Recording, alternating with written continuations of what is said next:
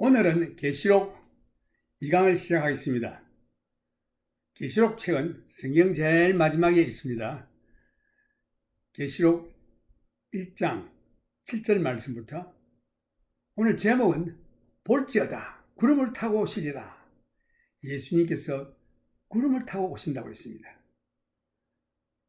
볼지어다 구름을 타고 오시리라 라는 말씀은 아마 교회와 함께 오시는 장면을 묘사한 것 같습니다. 히브리 11장에 보면 이 세상에서 믿음으로 승리한 구약 성도들의 이름들이 나열되어 있고 12장 1절에 보면은 이름으로 우리에게 구름같이 둘러싼 허다한 증인들이 있으니로 시작됩니다. 허다한 무리들 곧 볼지어다 구름을 타고 오시리라. 예수님께서 교회의 성도들과 함께 오시는 장면을 우리가 볼 수 있습니다. 골로새 3장 4절에도 보면은 우리 생명이신 그리스도께서 나타나실 그때에 너희도 그와 함께 영광 중에 나타나리라. 예수님께서 오실 때에 구름과 같은 수천만 성도들과 함께 오시는 장면입니다. 물론 천군 천사들도 함께 오신다고 했습니다. 7절에 다시 보면은 볼지어다 구름을 타고 오시리라. 각인의 눈이 그를 보겠고 그를 찌른 자들도 볼 터이요 땅에 있는 모든 족속이 그를 인하여 애곡하리니 그러하리라. 아멘. 여기서 볼지어다 구름을 타고 오시리라. 각인의 눈이 그를 보겠고, 이 세상 모든 사람들이 예수님 오심을 다 본다고 했습니다. 성경은 그렇게 말하고 있는데 이 여호와의 증인들이 이상한 말을 했습니다. 1914년경에 여호와 증인들이 예수님께서 개인적으로 아주 비밀한 어떤 장소에 오셨다는 것입니다. 이것은 영적인 눈을 가진 사람들만이 볼 수 있다, 이렇게 또 가르쳤습니다. 지금 그가 비밀한 장소에서 사탄을 무저갱에 집어 던져 넣고 이 세상에서 그의 왕국을 통치하고 있다고 가르쳤습니다. 그때 사탄을 쇠사슬로 묶어 무저갱에 집어넣었다면 어떻게 해서 지금 이 사탄의 역사가 이 땅에 이렇게도 많을까? 아마 그 쇠사슬이 너무 길어서 무저갱에서 이 세상까지 나올 수 있었던 것 같습니다. 여호와 증인들은 이런 말도 안 되는 황당한 지어낸 말로 사람들을 유혹하여 거짓 도리를 가르쳤던 것입니다. 요한계시록 말씀 공부할 때 여러분 조심해야 될 것은 여기에 더하면은 이 7년 대환란의 재앙이 더하질 것이요, 여기서 말씀을 빼면은 생명록에서 또 예루살렘 들어가는 그 새 예루살렘 들어가는 그 좌격, 이게 다 박탈된다고 되어 있습니다. 아주 무서운 저주받습니다. 요한계시록을 마음대로 해석하면 안 돼요. 그게 첨부하거나 빼거나 하면 절대 안 됩니다. 그대로 읽고 그대로 보고 믿어야 하는 것입니다. 이 7절 하반절 말씀 보면은 각인의 눈이 그를 보겠고 그를 찌른 자들도 볼 터이요. 예수께서 이 세상에 다시 오실 때는 비밀이 오시는 것이 아니고 모든 사람들이 바라보는 가운데 오실 것이라고 성경은 말하고 있습니다. 예수님께서 감람산까지 제자들과 함께 걸어오셔서 감람산에서 하늘로 승천하셨습니다. 그 장면이 사도행전 1장 11절에 나와 있습니다. 그 전에부터 좀 읽어보면 사도와 같이 모이사 저희에게 분부하여 가라사대 예루살렘을 떠나지 말고 내게 들은 바 아버지의 약속하신 것을 기다리라. 그 다음에 쭉 나가서 후반부에 오직 성령이 너희에게 임하시면 너희가 권능을 받고 예루살렘과 온 유다와 사마리아와 땅 끝까지 이르러 내 증인이 되리라 하시니라. 이 말씀을 마치시고 저희 보는 데서 올리워 가시니 구름이 저를 가리워 보이지 않게 하더라. 올라가실 때에 제자들이 자세히 하늘을 쳐다보고 있는데 흰옷 입은 두 사람이 저희 곁에 서서 가로되 갈릴리 사람들아 어찌하여 서서 하늘을 쳐다보느냐? 너희 가운데서 하늘로 올리우신 이 예수는 하늘로 가심을 본 그대로 오시리라 하였느니라. 이게 또 보면은 7절 하반절 말씀에 각인의 눈이 그를 보겠고 그를 찌른 자들도 볼 터요. 시편 22편 16절에 보면은 예수님에 관한 예언이 나와 있는데, 이 16절에 보면은 개들이 나를 에워쌌으며 악한 무리가 나를 둘러 내 수족을 찔렀나이다. 또 스가랴 12장 10절에도 보면 예수 그리스도에 관한 예언이 나오는데 10절에 보면 내가 다윗의 집과 예루살렘 거민에게 은총과 강구하는 심령을 부어주리니 그들이 그 찌른 바 그를 바라보고 그를 위하여 애통하기를 독자를 위하여 애통하듯 하며 그를 위하여 통곡하기를 장자를 위하여 통곡하듯 하리로다. 이게 이스라엘 백성들이 예수님이 메시아시고 이미 왔다가 십자가에 돌아가시고 우리 죄를 다 사하시고 부활 성천하셔서 하늘나라에 가시는데 아직도 기다리고 있습니다. 메시아. 그런데 예수님이 재림하실 때 그들이 보니까 과연 예수님이 메시아시거든. 그러니까 저희들이 후회하면서 통곡하기를 마치 독자를 잃은 사람과 같이 대성통곡을 하리라 하는 예언이 나와 있습니다. 그래서 이게 그를 찌른 자들도 볼 것이요 볼 터요. 볼저다 구름을 타고 오시리라. 각인의 눈이 그를 보겠고 그를 찌른 자들도 볼 터요. 땅에 있는 모든 족속이 그를 인하여 애곡하리니 그러하리라. 아멘. 이스라엘 나라가 그토록 찾고 기다리고 갈망하던 메시아가 드디어 나타났을 그때에 그들이 예수가 참 메시아이심을 깨닫게 되었습니다. 초림에는 모르고 예수님이 십자가 못 박아 죽였죠. 물론 그 외에 많은 유대인들이 예수를 믿고 성도들이 크리스찬들이 됐지만 대부분의 그 유대인들이 믿지 않습니다.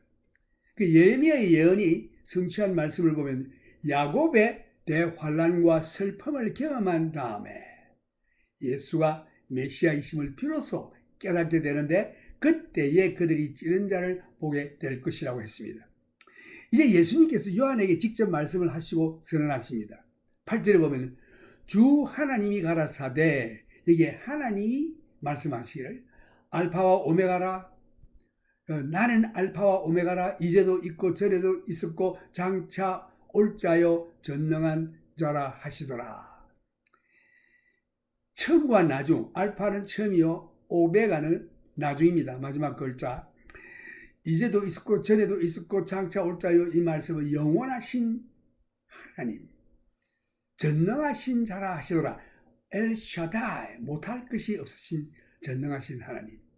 이렇게 말씀하신 분이 예수님이냐 아니면 하나님이냐가 중요한 것이 아닙니다. 왜냐하면 이 두 분의 이름은 한 분이기 때문에 삼일체의 원리에 대해서 같은 분입니다. 17절에도 보면은 예수님께서 이제 선언하시기를 나는 알파와 오메가요 처음과 나중이니라고 하셨습니다. 여기서 하나님도 예수님도 똑같은 말을 선언했습니다. 하나님도 예수님도 나는 알파와 오메가요 처음과 나중이라. 이 말씀은 예수님은 하나님이시다라는 뜻입니다. 하나님, 예수님은 같은 분입니다. 이 책에서 하나님께서 자신을 알파와 오메가요 처음과 나중이라 선언하셨는데 예수님도 자신을 알파와 오메가요 처음과 나중이라 선언하셨으니 이 두 분은 같은 분이십니다. 삼위일체의 원리에서 예수님은 하나님의 아들이시요 또 하나님 그 본체십니다. 빌립보서 2장 5절에도 보면 예수님은 근본 하나님의 본체라고 되어 있습니다. 그 하나님과 동등됨을 여기지 아니하시고 스스로 자기를 낮추어 종의 모양인 사람으로 나타나셨다. 또 하나님 아버지께 복종하시기를 죽기까지 복종하셨는데 곧 십자가에 죽으심이라. 이렇게 그 삼위일체의 관계가 너무나도 아름답습니다. 하나님 아버지, 하나님 아들 예수, 하나님 성령이시지만 하나님이시지만 서로 복종하고 서로 사랑하고 이 얼마나 놀라운 일입니까? 그 요한복음 16장에 보면 예수님께서 하나님께 기도하실 때 이렇게 했죠. 하나님 아버지, 우리가 하나 된 것 같이 저희들도 하나 되게 하여 주옵소서. 삼일체가 하나 된 거 얼마나 아름답습니까? 그와 같이 저희들도 하나 되게 하여 주옵소서 하는데 이거 사람들은 예수 믿는다고 하면서 전부 나뉘어져 가지고 분열되어 있습니다. 그러니까 예수님께서 너무 답답해서 아버지, 우리가 하나 된 것 같이 저희들도 하나가 되게 하여 주옵소서. 그가 태초에 하나님과 함께 계셨고 만물이 그로 말미암아 지은 바 되었으니 지은 것이 하나도 그가 없이는 된 것이 없느니라. 그 요한복음 1장 1절에 그 말씀 잘 나옵니다. 태초에 이 말은 영원전에 말씀이 계시니라. 이 말씀이 곧 예수님이십니다. 이 말씀이 하나님과 함께 계셨으니 이 하나님은 하나님 아버지입니다. 하나님 아버지, 하나님 아들. 이 말씀을 예수님으로 표현했습니다. 이 말씀은 곧 하나님이시라. 예수님이 곧 하나님이시라고 여기서 나오고 있습니다. 그가 태초에 하나님과 함께 계셨고 예수님이 하나님 아버지와 함께 계셨습니다. 만물이 그로 말미암아, 이 만물이 하나님이신 예수로 말미암아 지은 바 되었으니 지은 것이 하나도 그가 없이는 된 것이 없느니라. 곧 예수님이 천지 창조였습니다. 예수님은 하나님이십니다. 또 요한복음 1장 14절에 보면 말씀이 육신이 되어 우리 가운데 가시며 우리가 그 영광을 보니 아버지의 독생자의 영광이요 은혜와 진리가 충만하더라. 이분이 선언하시기를 나는 알파와 오메가요 처음과 나중이라고 하셨습니다. 이분이 예수님이십니다. 하나님이신 예수님, 하나님의 아들인 예수님이 육신으로 오셨습니다. 이분이 왜 육신으로 왔느냐? 나와 여러분의 죄를 대신 지고 그 죄값을 지불하기 위해서. 지불이 뭡니까? 죄값, 죽음입니다. 죽기 위해서 하시고. 예수님이 죽으셨기 때문에 여러분과 내가 안 죽어도 됩니다. 죽음이라고 하는 것은 육신과 영이 갈라지는 것을 육신의 죽음이라고 하는데 정말 죽음은 하나님과 영혼이 갈라지는 것인데 그거는 영적인 죽음인데 하나님과 죄 때문에 영혼이 갈라지는 우리를 그 죄를 자신이 생명을 바침으로 다 갚았습니다. 죄를 없이 했습니다. 그래서 우리 죄가 없어지니 하나님과 하나가 되어서 이제 하나님을 우리 아버지로 부를 수 있고 우리들은 하나님의 자녀요 우리의 영생을 주신 것입니다. 지금 요한은 환상의 배경을 보여주고 있습니다. 9절에 보면 나 요한은 너희 형제요 예수의 환난과 나라와 참음에 동참하는 자라. 하나님의 말씀과 예수의 증거를 인하여 반모라 하는 섬에 있었더니 지금 이 시점에서 모든 다른 사도들은 순교당하여 죽었습니다. 모두가 로마 정부에 의하여 죽임을 당했습니다. 왜? 예수 믿는다고. 그런데 사도 중에 요한 하나만 지금 남아 있습니다. 아마 이때 요한의 나이는 90살이 훨씬 넘었을 것입니다. 이 계시록 책에 주 96년에 기록된 것으로 추산되는데 요한은 아마 예수님 나이하고 동갑으로 생각됩니다. 그래서 요한은 96세 정도 되지 않았나 생각됩니다. 이 요한이 에베소에서 조금 떨어진 지중해에 있는 반모라고 하는 돌산으로 된 섬의 귀향을 가게 되었지만 사실은 그가 하나님의 말씀과 예수의 증거를 위해서 반모라는 섬에 혼자 조용한 시간을 갖게 하셨습니다. 이곳에서 계시록의 환상과 하나님의 말씀을 받게 된 것입니다. 유세부스라는 교회 역사가에 따르면 그가 모든 다른 사도들의 강렬한 순교사를 기록했을 때에 요한에 대해서 기록하기를 로마 정부가 그를 팔팔 끓는 기름 가마에 던져 넣어버렸습니다. 죽이려고 했습니다. 그런데 하나님께서 보호하셔서 죽지 않았습니다. 반모섬으로 귀향을 보낸 것입니다. 안 죽으니까. 하나님께서는 요한의 할 일이 아직 끝이 나지 않아 남겨두셨습니다. 이래서 우리의 생사화복이 다 이렇게 매여 있습니다.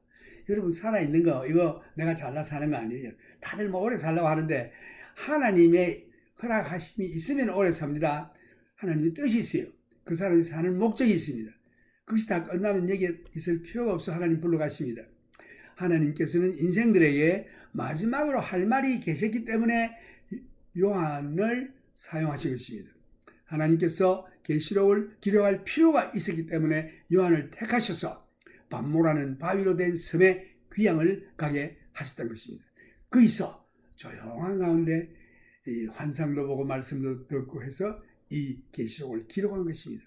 그래서 요한은 노년기에 이 세상에서 미래에 일어날 일들을 환상으로 보여주셔서 이 계시를 받은 것입니다. 그래서 이 계시록인데 거기다 요한이 받았기 때문에 요한 이름 붙여서 요한계시록이라고 얘기하죠. 10절에 보면 주의 날에 내가 성령에 감동하여 내 뒤에서 나는 나팔 소리 같은 큰 음성을 들으니, 여기에 지금 주의 날에라는 말이 나오는데 이 말씀을 두고 한 두 가지 해석을 할 수 있는데, 첫째는 주의 날, 곧 주일날, 우리가 지금 지키는 안식 후 첫날, 예수님 부활하신 날, 주일날 그가 영계로 들어가서 환상을 보았다라고 볼 수 있고, 또 다른 해석은 헬라 말을 다른 말로 번역할 수 있는데, 그것은 나의 영이 주님의 날 안으로 들어가 있었다. 나는 이 말씀에서 요한이 영으로 시간 마차를 타고 아직 이루어지지 않은 미래에도 가보는 이와 같은 일, 영혼으로 들어가는 거죠. 그래서 타임머신, 시간 마차라는 이름을 내가 붙였는데, 시간 마차를 타고 과거에도 가보고 미래에도 가보고 영혼에 들어가니까 어디든지 다 가볼 수 있습니다. 과거의 일, 미래의 일, 아직 시간은 미래까지 도달하지 않았지만 그 시간 마차를 타고 앞으로 될 일 다 볼 수 있습니다. 시간의 제한을 받는 자연계에 사는 이러한 사람들이 영계에 들어가면은 시간의 제한을 받지 아니하는 영원의 세계로 들어가게 되는 것입니다. 그래서 거기에는 과거도 없고 미래도 없고 지금 항상 모든 것이 현재입니다. 시간이란 우리가 살고 있는 지구와 다른 천체인 태양과의 관계를 말하는 것입니다. 지구가 지축을 한 바퀴 돌면은 24시간이라고 하고 하루라고 지났다고 하죠. 또 지구가 태양을 한 바퀴 돌면은 365일이 되어서 1년이라고 말하죠. 이 시간은 지구가 다른 천체고 태양과의 상대적인 관계를 가지고 있는 것을 말하는 것입니다. 이것이 시간이에요. 요한이 영으로 주의 날 안으로 들어갔다라는 말씀입니다. 주의 날인 영원한 세계로 성령에 감동되어 들어가서 내 뒤에서 나는 나팔 소리 같은 큰 음성을 들으니, 요한은 하늘로부터 나팔 소리 같은 음성으로 이리로 올라오라, 이후에 마땅히 될 일을 내가 내게 보이리라 하시더라 라는 음성을 들었습니다. 이게 이 말씀이 계시록 4장 1절에 나오는데, 2일 후에 내가 보니, 여기서 2일 후에 라는 말이, 2일이 무슨 일입니까? 교회일이라는 뜻입니다. 그래서 2일 후에, 교회일이 다 끝난 다음에 2일 후에 내가 보니 하늘에 열린 문에 있는데, 내가 들은 바 처음에 내게 말하던 나팔 소리 같은 그 음성이 가로되 이리로 올라오라, 이후에 마땅히 될 일을 내가 내게 보이리라 하시더라. 나는 알파와 오메가요 처음과 나중이라 라고 말씀하신 분이 말씀하시기를, 요한은 다시 이러한 일들을 환상으로 보았던 것입니다. 11절에 가로되 너 보는 것을 책에 써서 에베소, 스무나, 버가모, 두아디라, 사데, 빌라델비아, 라우디게아 7 교회에 보내라 하시기로, 몸을 돌이켜 나더러 말한 음성을 알아보려고 하여 돌이킬 때에 7 금촛대를 보았는데, 촛대 사이에 인자 같은 이가 발에 끌리는 옷을 입고 가슴에 금띠를 띠고 그 머리와 털의 희기가 흰 양털 같고 눈 같으며 그의 눈은 불꽃 같고 그의 발은 풀무에 단련한 빛난 주석 같고 그의 음성은 많은 물소리와 같으며. 흥미있는 사실은 신약 성경에서 예수님의 생애에 관해서 복음서를 기록한 주님의 제자들이 예수님의 육신적인 것에 대해서 기록한 것이 아무것도 없습니다. 예를 들어 예수님의 눈이 갈색이라든지 하늘색과 같이 푸르다든지 머리털을 가운데 가리미를 탔다든지 머리를 길게 기루었다든지 수염을 길었다든지 이런 예수님의 육체에 대한 모양에 대해서 성경에 기록한 것이 한 곳도 없습니다.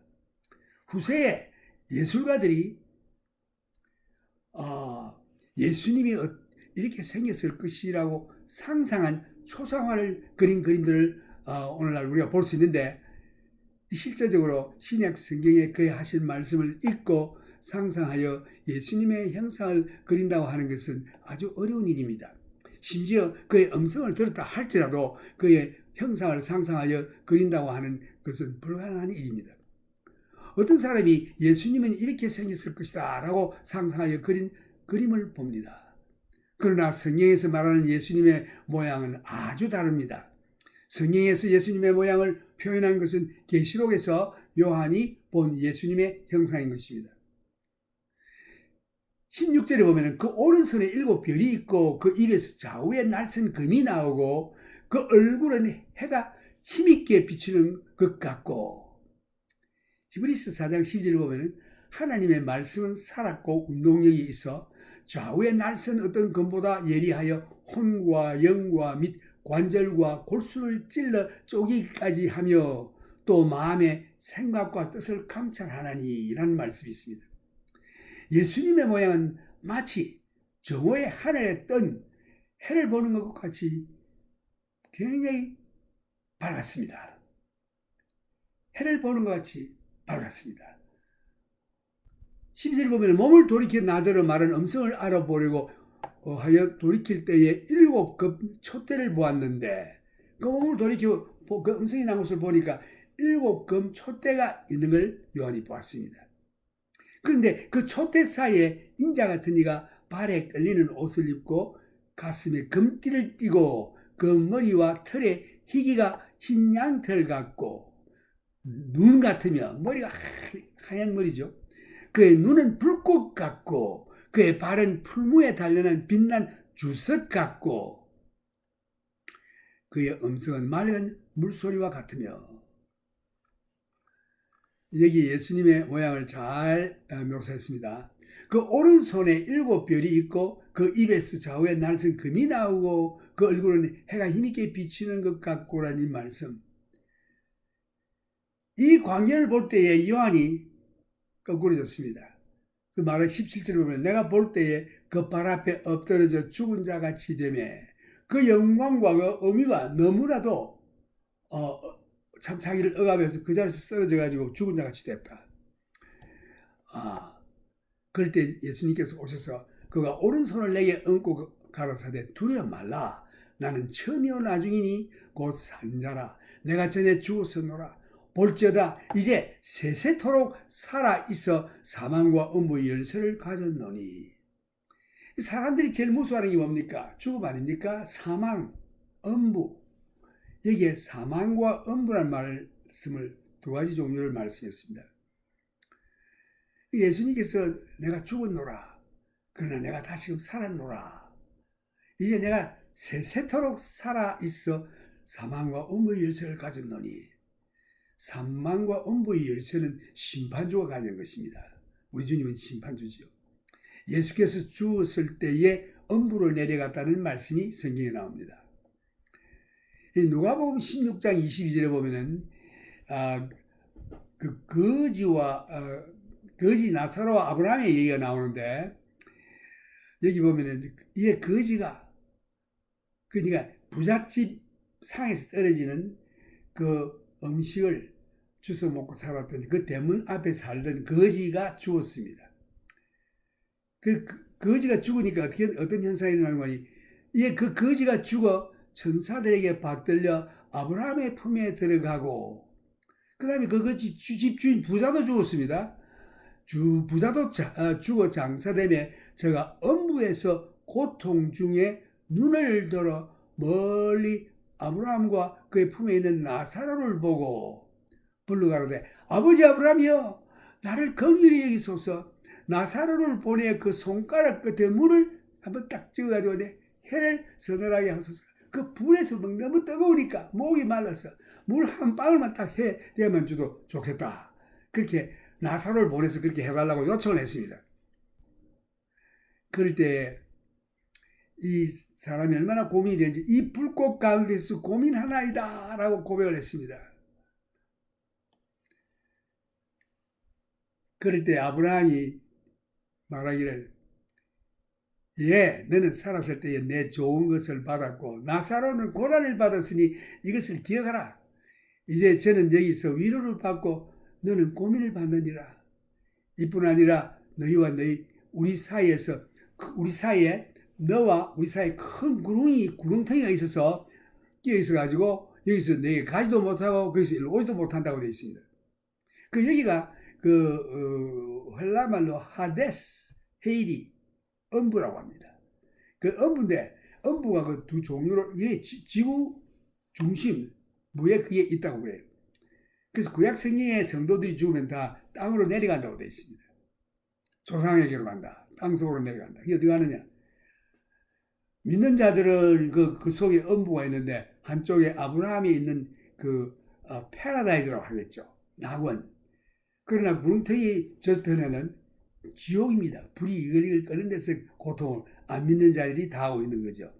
이 누가복음 16장 22절 예수님이 직접 예를 들으신 것은 이것은 어떤 예가 아니고 실제 그 상황을 말씀하신 것입니다. 이게 예화가 아니고 만드는 스토리도 아니에요. 실제로 그런 곳이 있다는 말씀입니다. 그래서 하나님을 믿고 믿음으로 사는 자들은 여기서 위로를 받고 언제까지? 예수님 오실 때까지. 그 다음 믿지 않은 구약 사람들은 그 구렁텅이 반대편에 있는 그곳에서 불이 이글이글 붙는 데서 여기서 고통을 당하고 있습니다. 얼마나 뜨겁고 목이 말랐으면 물 한 방울 한 잔 컵을 마셔도 시원찮은데 그 손가락으로 물 딱 찍어가지고 해에 닿게 해달라고 이렇게 요청했습니다. 그래서 이 아브라함이 이봐라, 너는 세상에서 잘 살았고 얘는 얼마나 고생했느냐. 하나님을 믿은 하나님의 거지지만은 아들이지. 그래서 여기서 안위를 받고 너는 거기서 세상에서 하나님 믿지 아니하고 네 마음대로 육신대로 살았으니 맞는 보응이다. 이런 말씀이죠. 그리고 또 여기 구렁텅이 있어가지고 갈 수도 없다. 사도행전 2장에서도 보면 오순절 때에 성령 강림하심을 설명할 때에 선언하기를 2장 27절에 보면 이는 내 영혼을 음부에 버리지 아니하시며 음부, 지구 속에 있는 그 헤이리, 하데스, 헤이리, 주의 거룩한 자로 썩음을 당치 않게 하실 것이미로다. 예수님께서 십자가에 돌아가셔서 그 영혼이 떠났을 때 음부에 들어가셨어요. 지구 속에 있는 그 음부. 그래서 거기서 설교를 했다고 되어 있습니다. 예수님께서 십자가에서 죽으신 후에 그 영이 음부로 내려가서 옥에 갇힌 영들에게 설교하셨다. 구약시대에 하나님을 믿고 죽은 성도들이 지구의 중심에 두 부분으로 나뉘어져 있고 그 가운데 구렁텅이가 있습니다.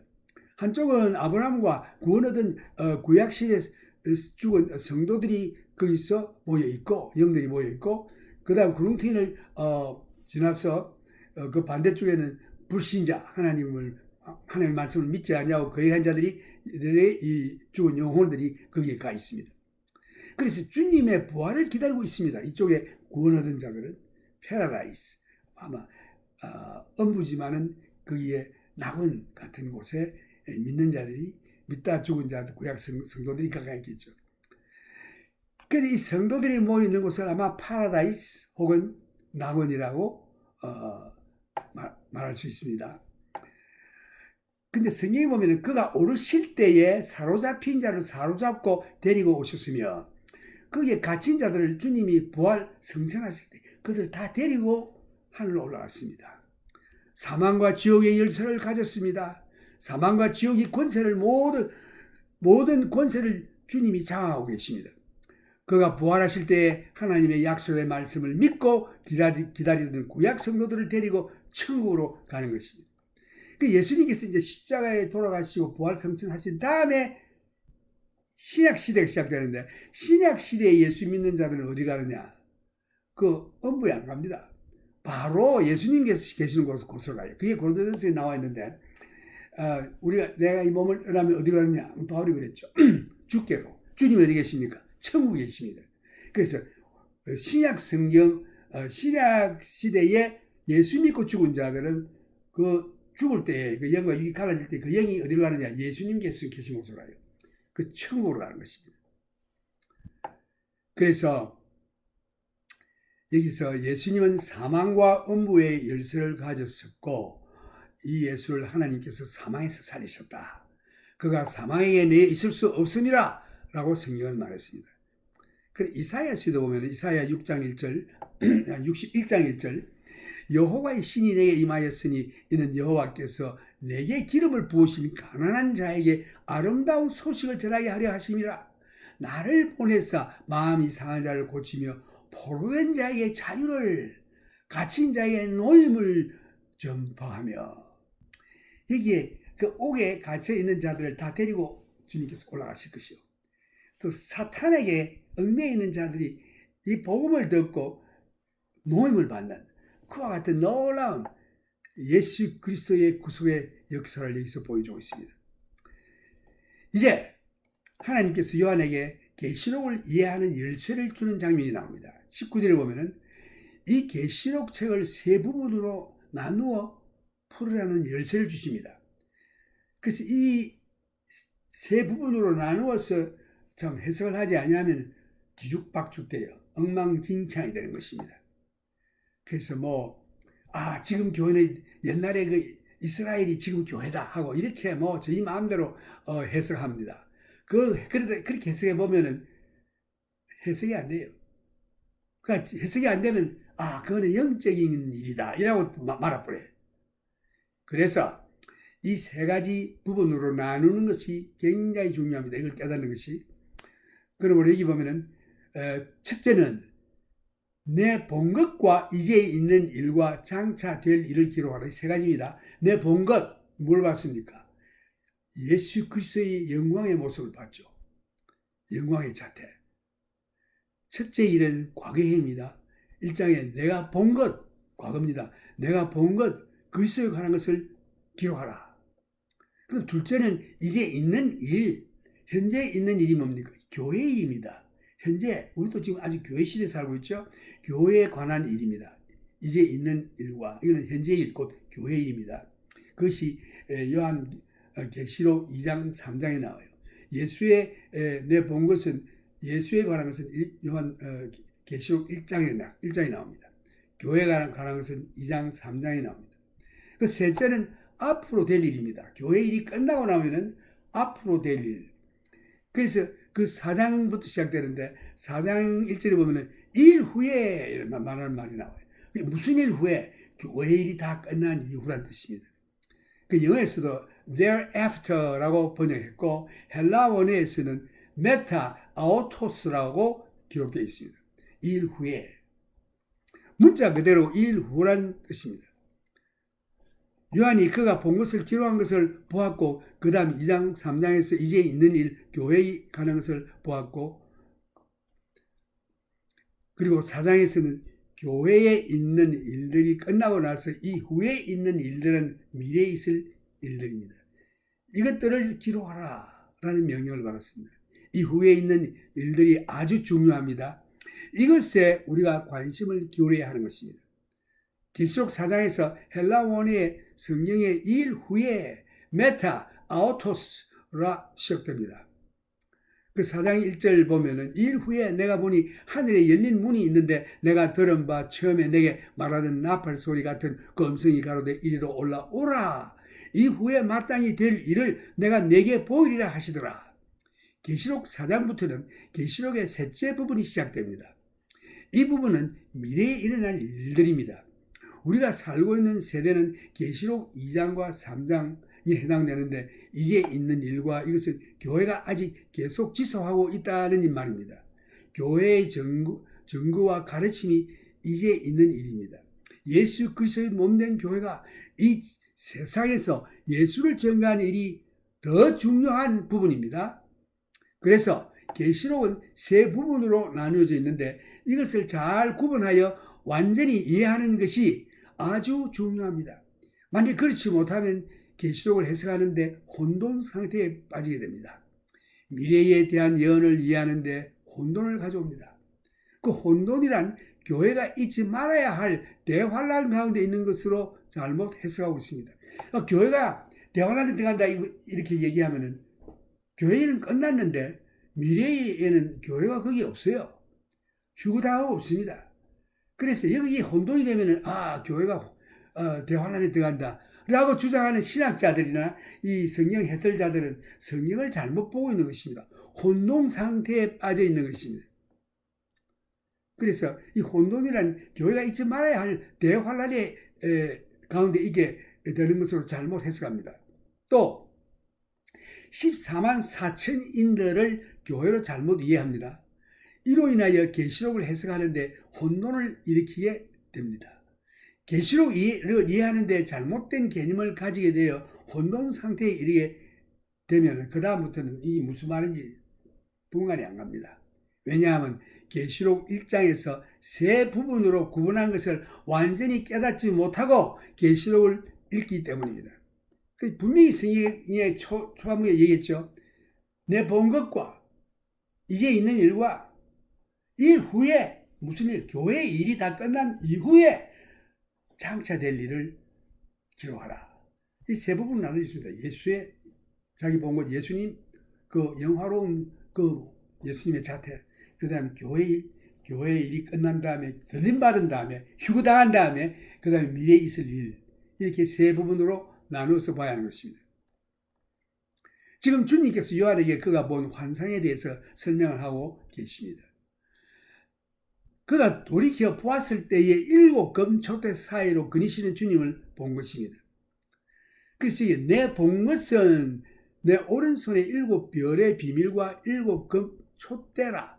7별은 7교회 사자요, 7촛대는 7교회니라. 7별이 주님의 오른손에 붙들려 있는데 이것은 그 7교회 목사들인 것입니다. 그 7급 촛대는 7교회인 것입니다. 세상의 빛이 교회인 것입니다. 그 7금 촛대, 7별, 이것은 7금 촛대는 교회요, 7별은 그 교회 목사들, 그들이 예수 그리스도의 오른손에 붙들려 있는 것입니다. 예수님이 쥐고 있습니다. 여기 보면은 헬라말에 아겔로스라는 문자가 나오는데 그 말의 그대로의 의미가 뭔가 하면 메신저, 전달자라는 뜻입니다. 대개 하늘의 소식을 전하는 자 또는 땅의 소식을 전하는 자로도 사용됩니다. 전달자, 메신저. 소식을 전하는 전달자로서 천사, 곧 전달자, 메신저라고 말할 수 있습니다. 하나님의 말씀을 전하는 하늘에 속한 자, 곧 천사로도 의미됩니다. 내 오른손의 7별의 비밀은 7교회의 목사들이 모일 것입니다. 목회자의 아주 위로가 되는 아주 흥분되는 개념인데 7별은 교회에서 목회하는 이 목사들인데 이 목사들을 주님께서 주님의 오른손에 붙들고 계시는 것을 생각할 때에 얼마나 안위가 되는지 알 수 없습니다. 주님이 붙들고 계시요. 교회의 전달자, 목회자가 얼마나 아름답고 위로되는 말씀인지 모르겠습니다. 주님께서 당신의 생활을 오른손으로 붙들고 계신다. 이 말씀보다 더 흥분되는 또한 위로되는 말씀이 있을까요? 주님이 붙들고 계시는데. 할렐루야. 그리고 더욱 아주 흥분되는 말씀은 예수님이 그 가운데 계신다는 것입니다. 예수님이 계시는 장소가 교회인 것입니다. 그러니까 예배당, 교회당 이 건물이 아니고 성도들이 모인 그 모임, 그것이 영적인 한 발인데, 몸인데, 그 예수 그리스도의 몸이죠. 거기에 예수님이 있습니다. 왜? 예수님의 몸이기 때문에. 이 교회는 예수님의 몸입니다. 예수님이 몸이 있는 곳에 예수님이 계시죠. 머리와 몸을 떼놓을 수 없죠. 그 예수님은 교회의 머리시요. 그 예수님의 몸은 교회라고 되어 있습니다. 그곳은 교회의 성도들 가운데 계시는 것입니다. 7금 촛대 혹은 7교회에 계시는 것입니다. 예수님이 바로 교회에 계셔요. 그래서 성도들의 모임, 2-3 사람이 내 이름으로 모인 곳에 내가 거기에 함께 하리라. 그래서 예수님께서는 그 교회 가운데 거니시고 계시는 것입니다. 교회는 성도들의 모인 회중을 말하는 것입니다. 주님께서 두세 사람이 내 이름으로 모인 곳에 내가 거기에 함께 있겠다라고 약속하셨습니다. 마태복음 18장 20절에 보면 두세 사람이 내 이름으로 모인 곳에는 나도 그들 중에 있느니라. 오늘 여러분 가족 있죠? 아내, 자식들, 자녀들, 남편, 두세 사람 금방 되지 않습니까? 그럼 거기가 교회입니다. 예수님께서 친히 그의 성도들에게 약속하신 말씀입니다. 두세 사람이 내 이름으로 모인 곳에 나도 거기에 함께 있으리라. 오늘 두세 사람이 예수님의 아름다운 그 임재, 두세 사람이 예수님의 이름으로 모인 그곳에 예수님이 계십니다. 우리가 어디에서든지 예수님의 이름으로 모이면 그곳에 예수님이 계시겠다고 약속하셨습니다. 이 말씀은 항상 우리들에게 안위와 확신을 주는 우리 가운데 계시는 아름다운 예수님의 임재인 것입니다. 지금 예수님께서 한동안 제자들이 눈으로 예수님을 보지 못해도 함께 하신다는 사실을 확신시켜 주기 위해서 부활하신 후에 그들에게 훈련시킵니다. 어떻게? 그들에게 나타나시고 또 사라져 없어지시고 또 갑자기 그들에게 나타나시고 또 사라져 없어지시고 하신 일들이 제자들에게 예수님께서 그들과 항상 함께 하심을 확신시켜 주는 훈련이었습니다. 우리가 참 예수님을 보지도 못하고 말씀만 듣고 기도하고 있지만 예수님이 어떨 때는 계시는지 안 계시는지 의심하는 사람들 많죠. 그럴 필요 없어요. 예수님이 여러분이 의심하건 믿건 말건 예수 믿는 자들은 예수님이 그와 함께 하십니다. 우리가 이 진리만, 예수님이 우리와 늘 함께 하신다는 이 진리만 확실하게 깨닫는다면 놀라운 생활에 변화가 우리들에게 있을 것입니다. 여기 가도 예수님 함께 계시고, 저기 가도 계시고, 어려운 일 당해도 거기도 예수님 계시고, 베드로가 풍랑을 갈릴리 호수바다 밤중에 당했을 때에, 야 이거 이제 죽는다고 막 난리쳤을 때에 거기도 예수님이 계셨습니다. 예수님이 걸어오시니까 아이고 유령이다. 유령이 아니야. 내니 두려움 말라. 믿음이 없으니까 예수님이 함께 하신다고 안 믿으니까 막 두려움으로 꽉 찼죠. 그 베드로는 물속으로 뛰어들어서 예수님 나도 걷게 해주시오. 그래 걸어오라 하니 막 말씀 듣고 믿음을 뛰어나갔더니 걸었습니다. 베드로가 한동안 그러다가 풍랑을 쳐다보니까 이거 내가 뭐하고 있느냐 겁이 바짝 나고 믿음이 사라지고 의심이 들었을 때 물에 퐁 빠졌죠. 그 우리가 이 풍랑과 같은 이 세상을 풍랑을 맞은 세상 살아갈 때에 우리가 주님만 바라보고 우리 눈을 고착시키고 나가야지. 눈 보고 나가다가 할렐루야 하면서 나가다가 그 다음에 환란이 좀 타고 오면은 예수님 새카맣게 잊어버리고 예수님이 어디 가셨나 있나 계시나 안 계시나 하다가 의심 안개가 찾아올 때 물에 빠지게 되죠. 그때 주여 하면 주님이 또 건져주십니다. 그래서 여기에 예수님께서 제자들에게 내가 세상 끝날까지 너희들과 함께 하리라 하는 약속을 하시고 함께 하신다는 것을 보여주기 위해서 예수님이 나타나셨다가 또 없어졌다가 이렇게 했습니다. 그래서 오늘 나와 여러분들과 함께 예수님이 계신다는 걸 믿고 의심 말고 잊지 말기를 바랍니다. 아무리 어려운 일을 당해도. 여기에서 엠마오를 내려가는 두 제자들에게도 갑자기 예수님께서 나타났습니다. 아마 저들이 그들과 예수님께서 나타났을 때 저들이 아마 행인인 줄 알고 같이 동행하면서 야 요새 예루살렘에서 무슨 일이 일어나지 아십니까? 이러니까 무슨 일이 일어난대요 하고 예수님이 대자가 물어봤더니 당신이 이런 있으면서도 이걸 몰라요? 한국말로 말한다면 이건 모르면 빨갱이야 이렇게 말한 것 같죠. 그래서 이 두 제자들은 예수님을 알아보지 못하고 예수님 같이 걸어가면서 저들이 말하기를 이 예수라는 이 선지자가 우리가 참 희망을 두었는데 이분이 우리 종교 지도자들이 십자가에 못 박혀 죽였습니다. 이럴 때 그런가 하면서 예수님께서 모른 척하면서 부활하신 예수님 옆에 두고 저희들이 짓거렸습니다. 예수님께서 성경을 잘 풀어줘서 그 예수가 십자가에서 죽어야 된다는 그 아마 내용을 쫙 얘기했겠죠. 인생을 위해서, 죄값을 치르기 위해서 하나님 주시지만 이 세상에서 육신으로 서서 죽어야 된다. 그럴 때 들 때 저들이 마음이 뜨거웠습니다. 해가 넘어질라 할 때에, 해가 서산해질라 할 때, 야, 이거 날도 저물었는데 우리 가서 식사를 합시다.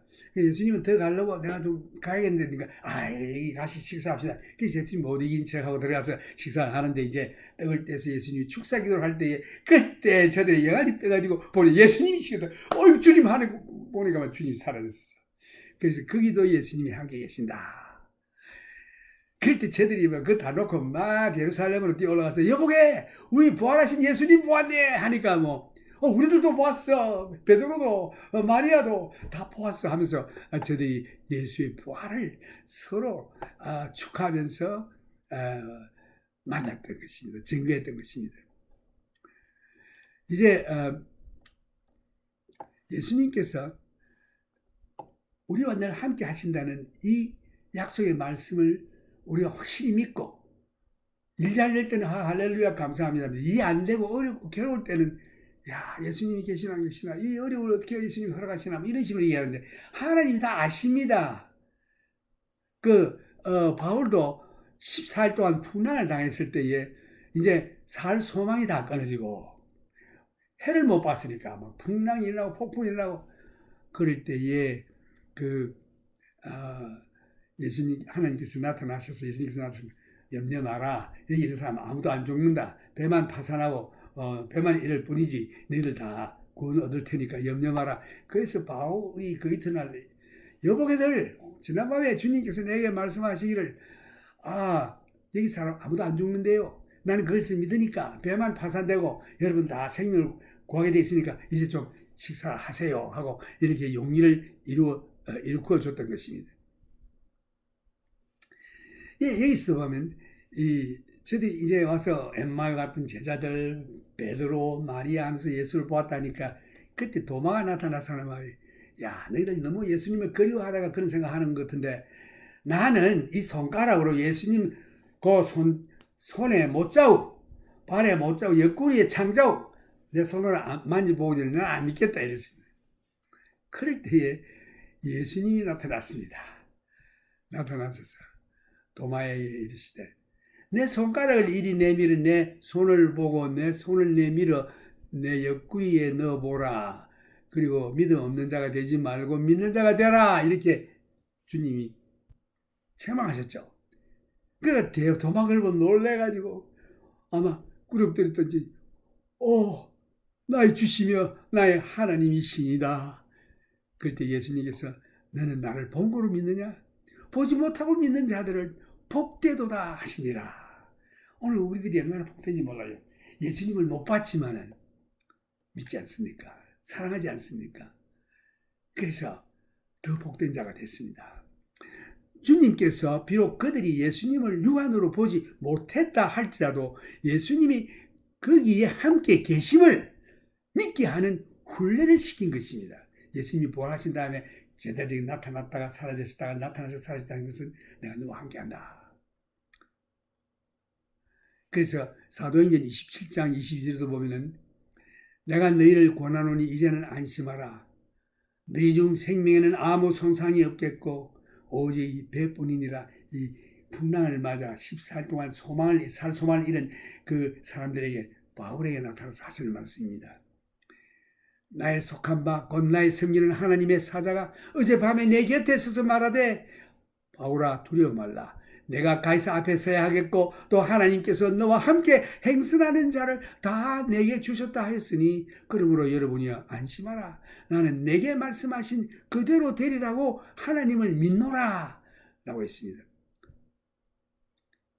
이 풍랑 중에 살 소망이 다 끊어져 이제는 희망이 없는데도 하나님께서 그때에도 몇 시간마다 바울과 함께 계셨습니다. 오늘 이 시간 여러분들이나 내가 어떤 역경에 있다 할지라도 어디에 있든지 그곳에 주님이 함께 하시고 계신다라는 것을 잊어서는 안 됩니다. 오늘 역경을 당하고 어려운 일을 당한 분 계십니까? 사업에 망하고 병이 나고 암에 걸리고 아이고 이제는 나는 끝이구나. 거기에도 예수님이 계십니다. 예수님이 사람을 일본을 창조하신 분인데 그 병 그거 없앨 수도 있어요. 그 다 무슨 뜻이 있기 때문에 합력하여 선을 이루시는 하나님의 뜻이 있기 때문에 그런 일을 당하는 것입니다. 그래서 너는 항상 기뻐하라, 쉬지 말고 기도하라, 범사에 감사하라. 범사라는 것은 그런 일이 있든지 좋은 일이 있든지 무슨 일이 있든지 그게 범사, everything 있을 때에 거기에도 감사. 이것이 그리스도 안에 있는 너희를 향한 하나님의 뜻이라고 했습니다. 하나님의 뜻을 행하는 우리들이 되어야 할 줄로 믿습니다. 어려움은 낙심하고 원망하고 그러지 마시고 그때도 감사하면서 소망을 가지고 하늘나라의 소망을 가지고 이 풍랑 중에도 주님이 함께 계심을 깨닫고 감사하면서 기뻐하면서 쉬지 말고 기도하는 성도가 되어야 될 줄로 믿습니다. 마태복음 18장 20절도 보면은 두세 사람이 내 이름으로 모인 곳에는 나도 그들 중에 있느니라. 이 믿으시길 바랍니다. 우리는 가끔 2000년 전에 갈릴리 바다에 그리고 가버나움의 베데스다 혹은 예수님께서 사역하시는 그 도시들 가운데 있었으면 얼마나 좋았을까 상상하곤 합니다.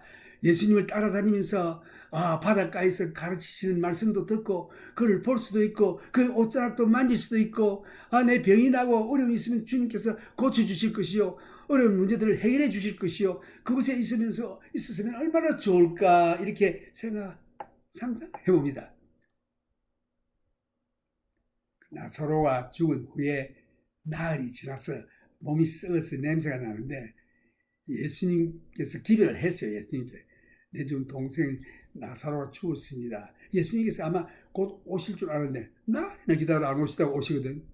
그러니까 마르다가 예수님 오신 다음에 하는 말이 마르다는 예수님 오신다는 말을 듣고 나가 맞대 마리아는 집에 앉았더라. 마르다가 예수께 여짜오되 주께서 여기 계셨더라면 내 오라비가 죽지 아니하였겠나이다. 예수님께서 여기 계셨다면 내 동생이 죽지 않았을 것입니다. 그런데 예수님께서 바로 여기에 계신다는 뜻입니다. 네 오라비가 죽을 때 그때도 내가 거기 있었다. 예수님께서 오늘 여기 당신에게 필요한 것을 도와주시기 위해서 여기 계십니다. 주님께서 여기 계신 목적은 당신을 어루만져 주시고 당신이 필요한 모든 것을 채워주시기 위해서 여기에 계십니다. 그래서 마르다에게 네가 나를 믿으면 하나님의 영광을 보를 때 마르다가 그럼요 예수님 마지막 때 주님 다시 오실 때에 모두 부활할 때에 아니야 지금 네가 나를 믿으면 하나님의 영광을 보라. 그럴 때 예수님께서 그 사람들이 죄로나야 죽고 그 참 이별하는 걸 보고 참 눈물을 흘리시다고 되어 있습니다. 나사로야 일어나라 외칠 때에 나사로가 붕대 가문처럼 일어나서 썩은 냄새 나는 그 냄새 싹 없어지고 깨끗한 살몸으로 되어서 또 걸어 나왔습니다. 이 얼마나 놀라운 주님의 기적의 일입니까? 그래서 주님께서 하시는 말씀이 마태복음 28장 20절에 내가 너희에게 분부한 모든 것을 가르쳐 지키게 하라. 볼지어다 내가 세상 끝날까지 너희와 함께 있으리라 하시니라. 오늘 이 말씀을 듣는 여러분 예수님께서 약속했습니다. 세상 끝날까지 내가 너희와 함께 있으리라. 우리가 어려운 일을 당하든지 좋은 일을 당하든지 슬픈 일을 당하든지 괴로움을 당하든지 사업이 망하든지 몸에 병이라든지 할 것 없이 내가 너와 함께 하리라. 믿으시길 바랍니다. 얼마나 위로되는지. 그래서 주님께서 각 7 교회들에게 메시지를 전하시는데 그 교회마다 메시지의 형태가 다릅니다. 그 각 교회의 메시지를 기록할 때에 첫째 교회 이름을 말씀하십니다.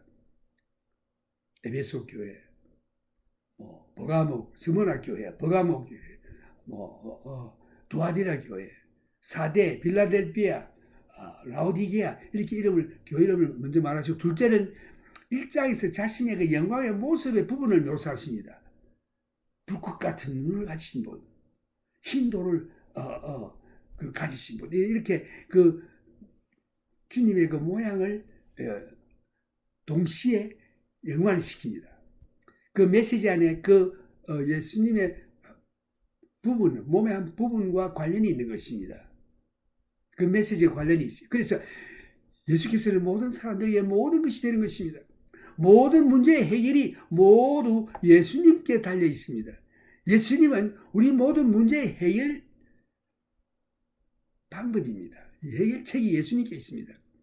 심지어는 그의 이름에서도 야훼 혹은 여호와 그 이름을 무엇으로 발성해도 하나가 된다는 뜻입니다. I'm becoming one 이런 뜻입니다. 그러니까 너희들이 원하는 그 문제 거기에 내가 있다. 그래서 여기에 문제점을 전부 붙여서 여호와의 이름을 붙였습니다. 너희들이 필요한 모든 것이 된다는 뜻입니다. 그래서 하나님께서 그 이름을 우리들에게 필요한 것에 모두 붙였습니다. 여호와 라파는 치료의 하나님. 여호와는 하나님. 라파는 치료의 하나님. 출애굽기 15장 26절. 우리의 치료자입니다. 병났습니까? 치료자는 예수님이십니다. 여호와 라파. 그 다음에 여호와 이레. 창세기 22장 14절. 우리의 필요한 모든 것을 공급하십니다. 준비하십니다. 그 다음에 여호와 지드게누. 우리의 의가 되십니다. 예레미야 23장 6절. 여호와 슈아. 여호와는 우리의 구원이시다. 여호와 샬롬. 사사기 6장 24절 기도원의 고백이 나옵니다. 여호와는 우리의 화평이시더라. 여호와 샬롬. 그 다음에 여호와 니시. 출애굽기 17장 14절. 이 말씀은 모세가 애굽에서 나와서 처음으로 광야에 나왔을 때에 전쟁이 일어났어요. 거기에 아말렉 족속들과 싸움이 붙습니다.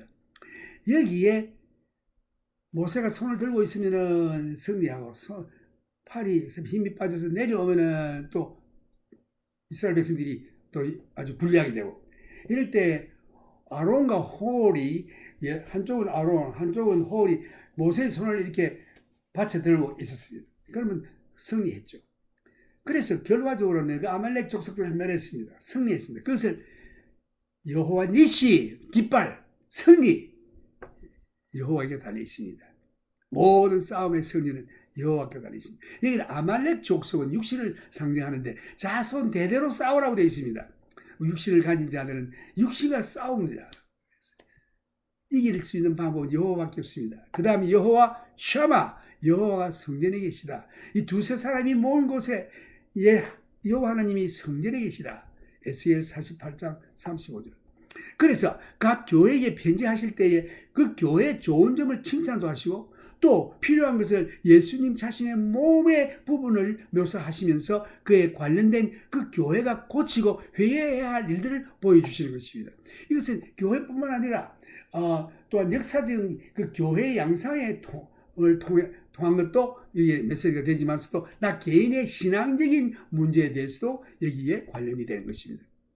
예수님은 각 교회마다 영적 상태를 잘 아시고 있습니다. 내가 어떠한 일을 당하고 있고 너의 상태를 잘 알고 있으며 무슨 일이 교회에서 일어나고 있는지 잘 알고 있다고 말씀하십니다. 7교회 중 5교회에 대해서는 회개를 촉구하셨습니다. 이때에 교회가 세워진 지 아직 100년도 채 되지 못했는데 우리들은 자주 말합니다. 초대교회 대부들이 뭐 어떻고 저렇고 이런데 여기 보면은 초대교회가 거룩한 자들만 있는 것 같은데 그게 아니에요. 이게 보면은 실제로 예수님의 말씀에 따르면 초대교회 사람들이 아주 초기부터 부패했음을 보여줍니다. 교회에 부패한 제도가 교회의 아주 초기에 교회에 스며들고 있었음을 알 수 있습니다. 버가모, 두아디라 같은 교회는 교회가 100년 1세기가 또 되기 전에 아주 부패했습니다. 초대교회 오리긴이라는 사람을 위시해서 초대 대부들은 유아 세례를 채택했고 이방 종교의 의식을 답습하는 일들도 있던 것입니다.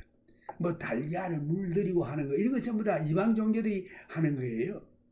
그래서 유아 세례 이것도 이방 종교들이 하는 예식입니다. 어린아이 세례 주고 캐톨릭에서 주는 이런 건 성경적이 아닙니다. 이 세례라고 하는 것은 침례 이것은 예수 그리스도의 구주를 영접할 그때에 심리하는 것은 나는 그리스도와 함께 십자가 못 박혀 죽는 것을 장사 지내는 것을 의미하고 다시 이렇게 물에서 나오는 것은 부활을 의미하는 것입니다. 이러한 것을 어린아이가 알지도 못하는데 그렇게 하는 것은 이런 의식은 무의미한 거예요. 성경적이 아닙니다. 이러한 비성경적인 일들을 요한이 죽기 전에 버가모나 두아디라 지역에 있는 교회가 이미 시작했던 것입니다. 그래서 실제로 초대 교회의 역사를 보면은 교회다운 모델 교회를 교회사에서 찾아보기가 힘듭니다. 하나님께서 원하시는 참된 교회의 모습은 사도행전에서 찾아볼 수 있습니다. 그때의 교회의 모습은 아주 단순했습니다. 그때 성도들은 예수 그리스도를 믿고 예수님과 개인적인 관계를 가지고 생활하였습니다. 모든 무슨 큰 기관이나 건물이나 신학교나 그런 것들이 없고 예수를 믿는 단순한 믿음과 진리 그리고 복음이 그 사람들을 통해서 사람들로 통해서 전해지고 친구들로 통해서 전해지고 가족을 통해서 전해져서 예수 믿고 예수님과 관계를 맺고 성령의 인도함을 따라 사는 신앙생활한 것이 초대교회 사도행전에 잘 나옵니다. 각 교회마다 그 교회 안에 승리한 무리가 있습니다. 그런데 부패한 교회 안에도 그 안에 하나님대로 사는 무리들이 있어요. 이러한 자들을 주님께서 신바되고 승리한 그들에게 특별한 축복의 약속들이 주어졌습니다. 교회마다 그러한 승리한 무리들이 있습니다.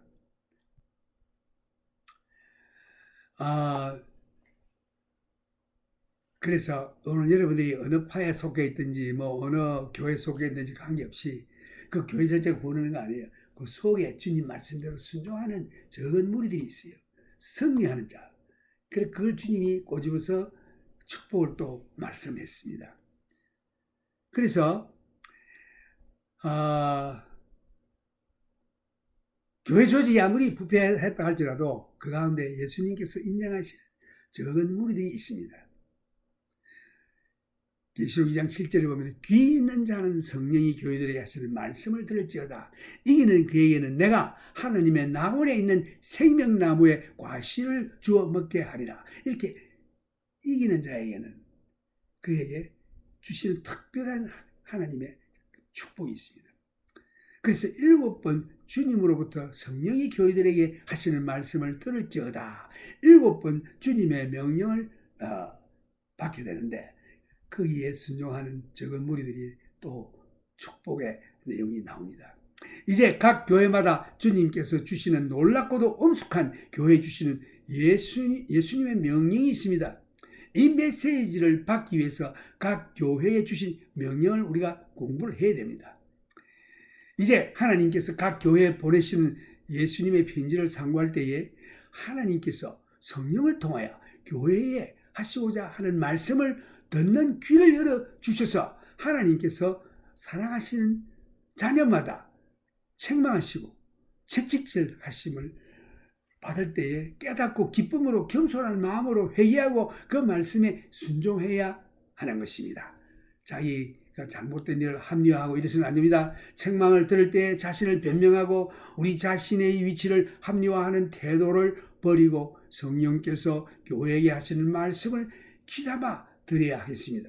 그대로 순종해야 될 줄로 믿습니다. Now I will speak this message in English to those who speak it in English. The Revelation Lecture 2. Behold, he cometh with clouds. Revelation chapter 1, verses 7. Probably a reference to the church that is coming with him. In the 11th chapter of the book of Hebrews, it tells us of all of these Old Testament saints who, through faith, made their mark upon the world. And then chapter 12 begins, seeing we are encompassed about with so great a cloud of witnesses. Hebrews 12, verse 1. A multitude of people, behold, he cometh with clouds. The multitudes of people that will be returning with him, the church. And when Christ, who is our life, shall appear, then shall we also appear with him in glory. Colossians chapter 3, verses 4. Behold, he cometh with the clouds, and every eye shall see him.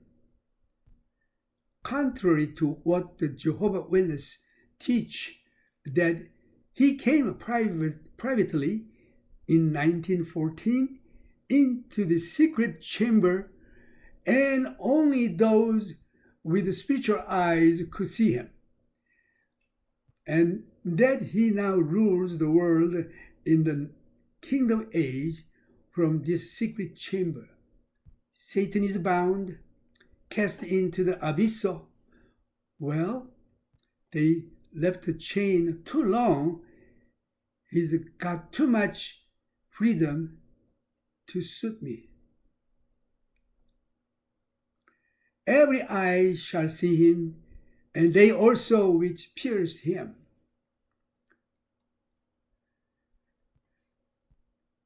At his second coming, we are told that Jesus came as far as Bethany with his disciples there on the Mount of Olives, and then he ascended up into heaven, and a cloud received him out of their sight.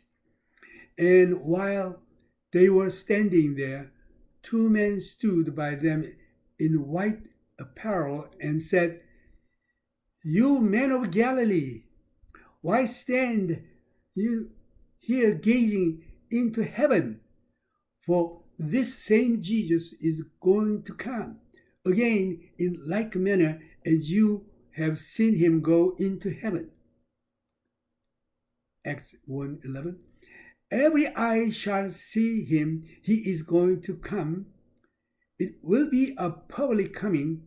Jesus is coming in the flesh to establish God's kingdom upon the earth. Every eye shall see him, and they also which pierced him shall mourn. There's a prophecy in Psalm 22 concerning Jesus Christ, and it said, "They pierced his hands and his feet." Psalm 22, verses 16. They that pierced him shall see him. In Zechariah, another prophecy concerning Jesus Christ, "And they shall look upon him whom they have pierced." Zechariah 12:10. And again in Zechariah, "And they shall say unto him in that day, What are you the meaning of these wounds in your hands? They shall look upon him whom they have pierced." Zechariah 13:6. "And all families of the earth shall wail because of him, even so. Amen." The recognition finally that Jesus is indeed the Messiah, the longed for Messiah that the nation of Israel has waited for and sought. That recognition will come, but only after Jeremiah's prophecy is fulfilled, and Jacob has gone through a time of great trouble and great sorrow. But they will look upon him whom they have pierced. Now Jesus addresses John directly and declares, "I am Alpha and Omega, the beginning and ending, saith the Lord, which is and which was and which is to come, the Almighty." Now, whether or not this is Jesus or God, it really is immaterial. But Jesus addresses John in a moment in verse 17, saying, "I am the Alpha and Omega, the first and the last." And what you see right in a book.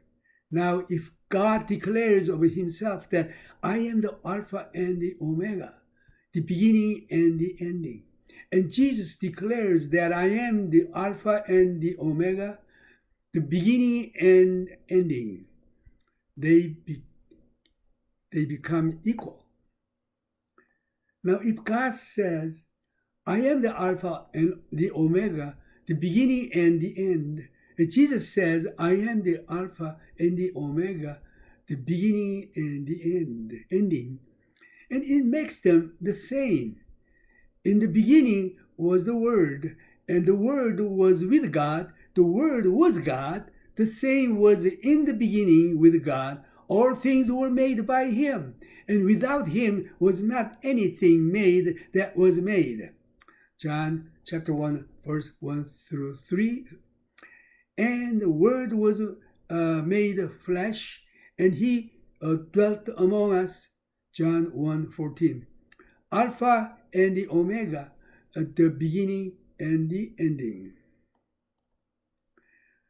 Now John gives a little background to the vision. He said, I, John, who also am your brother and companion in tribulation and in the kingdom and the patience of Jesus Christ, was in the isle that is called Patmos, for the word of God and the testimony of Jesus Christ. Verse 9. Now, at this time, all the rest of the apostles had all been martyred. They had all been put to death by the Roman government. John is the only one of the original left. He is well into his 90s. It is estimated that this was written in 96 AD. And it is estimated that John was probably approximately the same age as Jesus. So John is probably close to 96 years old at the writing of this book. He is in a little rocky crag out there in the Mediterranean, offshore a little bit from the area of Ephesus. And he is there for the word of God and the testimony that he has. He was exiled to the island of Patmos. According to Eusebius, in the book of church history, as he records the violent death of all of the other apostles, he says concerning John that there was the attempt to boil him in oil. He survived the experience of being boiled in oil, so they exiled him to the island of Patmos. God wasn't through with John yet. God had one final word for man. The book of Revelation needed to be written, and John was the one who was eminently qualified to write the book. So there on the island of Patmos, the aged John received this vision of the future. And I was in the Spirit on the Lord's day. Now, there's two possible ways to interpret this. One is that on Sunday, he went into spiritual trance and had this vision. Another possible translation of this same Greek text would be, I was in the Spirit unto the day of the Lord. I prefer that translation myself, for I believe that John was taken in the Spirit through a time machine, if you please, which of course is the transition from the natural into the spiritual world. That is a time machine because you enter into the timelessness of eternity, something that will take place when you die. You will enter into the timelessness of eternity. Time is only relative to our planet Earth because of its rotation on its axis and its revolution around the sun. So we count time here, but time is relative. John was in the Spirit unto the day of the Lord, and heard behind me a voice as of a trumpet. Later on, he's going to hear a voice of a trumpet calling him up into heaven. Come up hither, and I will show you things which must be. Revelation chapter 4, verse 1, saying, I am Alpha and Omega, the first and the last. And what you see, again, he saw these things. It was a vision. Write in a book and send it unto the 7 churches which are in Asia, unto Ephesus, Smyrna, Pergamos, Thyatira, Sardis, Philadelphia, and Laodicea. So I turned to see who it was that was talking to me. And being turned, I saw 7 golden candlesticks, and in the midst of the 7 candlesticks, one like unto the Son of Man, clothed with a garment down to his feet, and girded about his chest with a golden girdle. His head and his hairs were white like wool, as white as snow, and his eyes were as a flame of fire, and his feet were like unto fine brass, as if they were burned in a furnace, and his voice as the sound of many waters. So, it is interesting to me that in the New Testament, with all of the gospel writers writing concerning the life of Jesus Christ, there was never an endeavor by any of them to describe Jesus in a physical sense. None of them said he had brown eyes or he had blues. He parted his hair in the middle. He had a beard. No description at all of Jesus Christ, so that we are totally without any real knowledge of what Jesus looks like from a physical sense. Man has often drawn picture of what he envisions that Jesus might have looked like, but it is hard to really envision what a person looks like just by hearing the words that he said, or by even hearing his voice. What you see depicted as Jesus is just a figment of some man's imagination. The Bible hasn't really described him in a physical sense. The only real description we have of Jesus in the New Testament is given to us here in the Gospel of John by John himself. And this is Jesus as he sees him in his glorified form. And he describes him much as Daniel described him in the book of Daniel. Only a little more fully than Daniel described him. So only description is written in book of Revelation.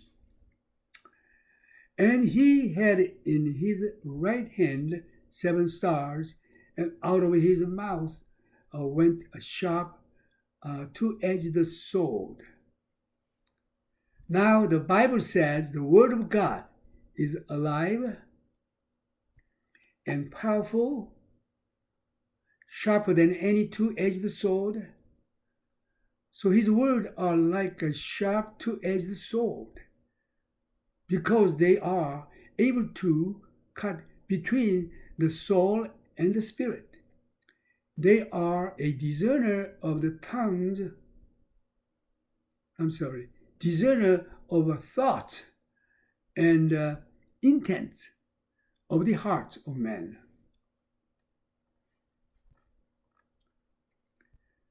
And his countenance for face was as the sun shineth in his strength. It would be like looking into the noonday sun. His feet would have been like a brass heated to an incandescence. His hair white as snow, eyes like a flame of fire. What a vision, holding in his right hand the 7 stars.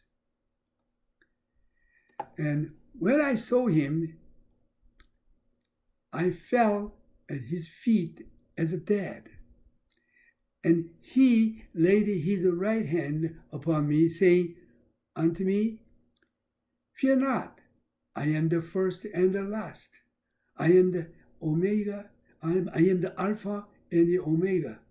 I am the first and the last. I am the beginning and the ending. I am he that liveth and was dead, and behold, I am alive forevermore. So be it, and have the key of hell and the death. When Jesus died, he descended into hell. Peter, in the 2nd chapter of the book of Acts, in explaining to the people of the phenomena that they were observing on the day of Pentecost, declared Jesus of Nazareth, a man who proved himself to be of God by the signs and miracles which he did in your midst, whom you with your wicked hands have crucified and slain, whom God rose from the dead. Because it was not possible that he could be held by death. For the scripture predicted and prophesied in Psalms, Thou wilt not leave my soul in hell, neither will you allow the Holy One to see corruption. Acts chapter 2, verses 22 through 27. So Jesus descending into hell and preached to the souls that were in prison. And when he ascended, he led those captives from their captivity, for he had the keys of death and hell, and he conquers of death and hell. Now, there have been a lot of people who have claimed that they were going to come back from the dead. But Jesus is the only one who came back from dead. Reason, Lord. The prophecy of Isaiah concerning Jesus was, he was to set at liberty those who were bound and open the prison doors, he did that. Those who were held by the prison of death, he opened the door for them and led them captive from their captivity. Now, the command of John in verse 19 gives to you the key to the book of Revelation, and the understanding of this book is really dependent upon you using the key, which is verse 19 of chapter 1. For there are 3 divisions to the book of Revelation. Write the things which you have seen.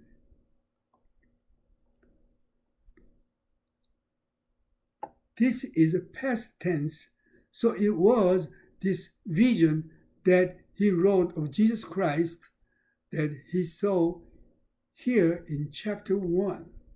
Secondly, the things which are, verse 19, these are the present things. And thirdly, and the things which shall be thereafter. The words hereafter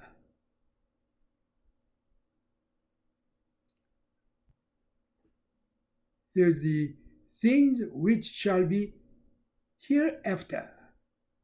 The word hereafter are a translation of the Greek word meta autos, which literally means after these things. So you have John writing that which he saw. He will be writing in chapters 2 and 3 the things which are during this present age, the things of the church.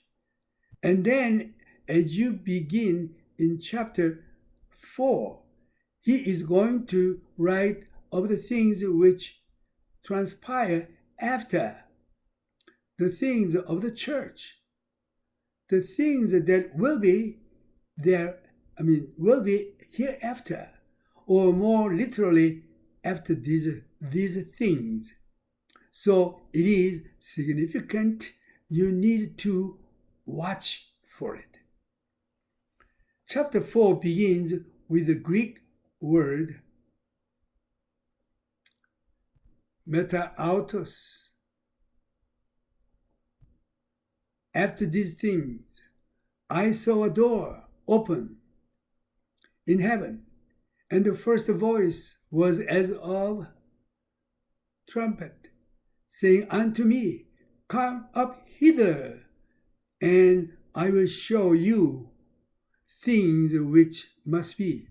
Again, the repetition of the Greek word meta autos, after these things. So,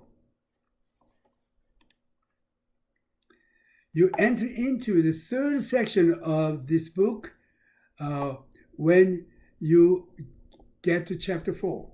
So you get into the future aspects of the book. We are now living in the era of chapters 2 and 3, the things which are. The church continues to exist, and the testimony and the witness of the church and the witness of Jesus concerning his church, which are even more important. So, there are 3 divisions of the book. It is important that you catch this, because of you are going to have a constantly confused and garbled view of the future. You will see the church in the midst of the tribulation and the 144,000. You will try to twist to be the church. There are all kinds of twisted and exaggerated concepts that have come from the book of Revelation because people did not catch the key in this first chapter here. Now, the Lord explains to John a little bit of the vision that he saw.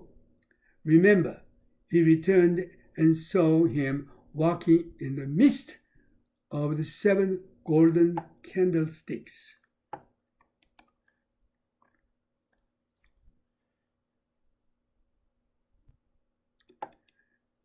Okay, now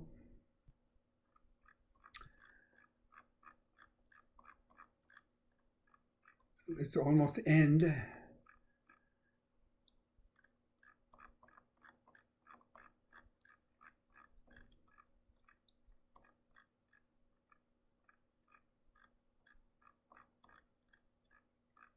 So it's very important to understand 3 keys. What you saw and the things in present, and thereafter things to come. Without it, you'll fall in confusion.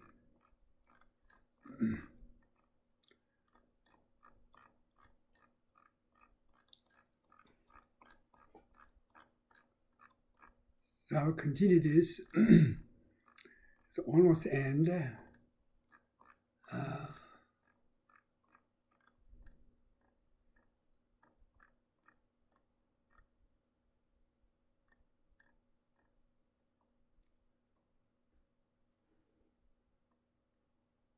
The little pause, so we'll come back to this.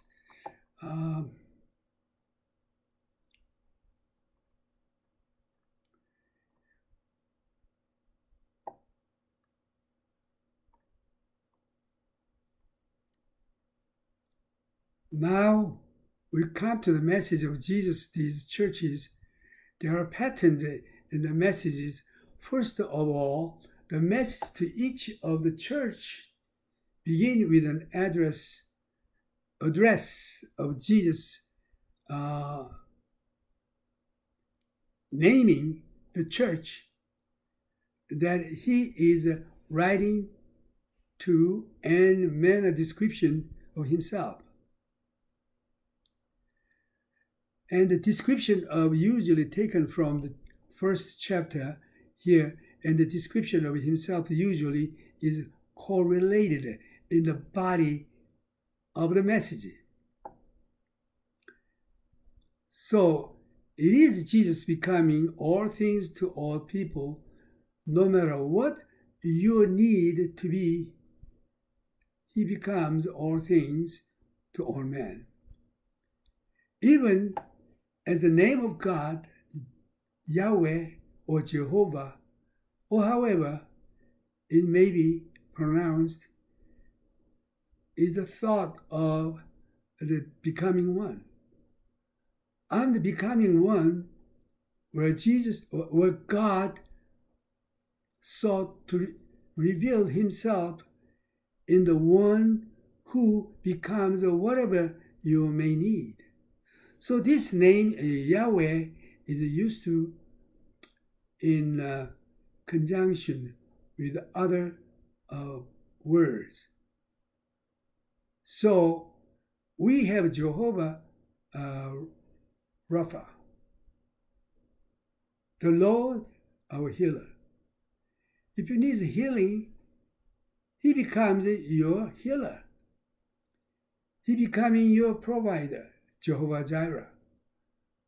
He becomes your righteousness, Jehovah Zitkenu. He becomes your savior, Jehovah Shua, Joshua. So, Jesus, in description of himself, as he writes to the church, again takes that adaptive form where he adapts to what he might be needing, he becomes all that you might need. So the description of himself that in each of the churches, here is the acknowledgement that I know what you are going through. I know your condition. I know what is happening to 5 of the churches.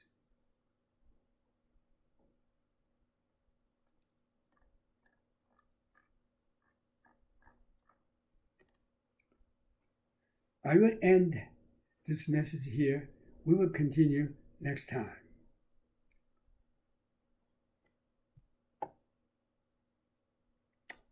It is the praising time.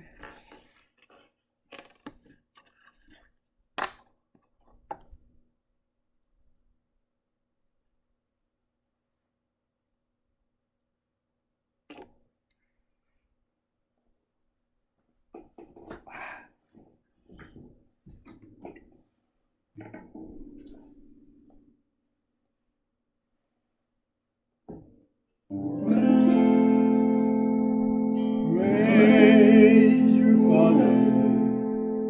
Bless you, Jesus. Holy Spirit, thank you for being here, Lord. Praise you, Father. Bless you, Jesus.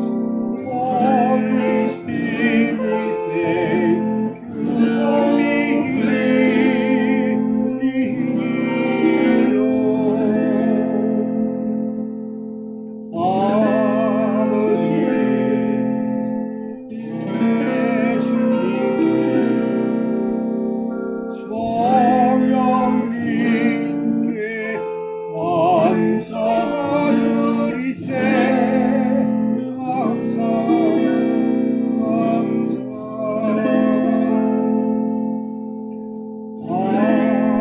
아버지께 예수님께 성령님께 감사드리세. 감사